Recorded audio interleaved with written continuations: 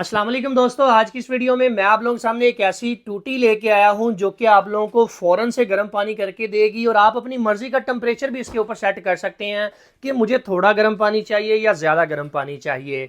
जी हाँ दोस्तों, मैं बात कर रहा हूँ होमैक्स कंपनी की इस टेम्परेचर कंट्रोल करने वाली टूटी की। जमा नफ़ी की ऑप्शन आप लोगों को यहाँ पर देखने को मिलती है।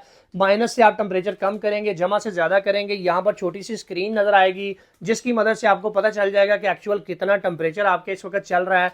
यहाँ पर एक हैंडल देखने को मिलता है जिसे आप लोग नीचे करेंगे तो आपको ठंडा पानी देखने को मिलेगा, जबकि जब ऊपर करेंगे तो आपको गर्म पानी देखने को मिलेगा।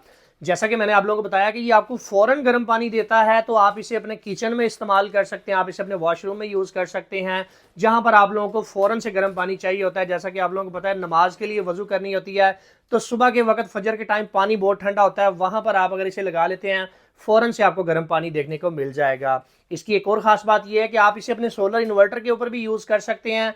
अगर आपका इन्वर्टर 3 किलोवाट का है या कम पावर का है तो आप इसके टेम्परेचर को एडजस्ट करके कम करके अपने इन्वर्टर पे भी चला सकते हैं। अगर ज़्यादा टेम्परेचर करना चाहते हैं तो बड़े इन्वर्टर पे भी ये चल जाएगी।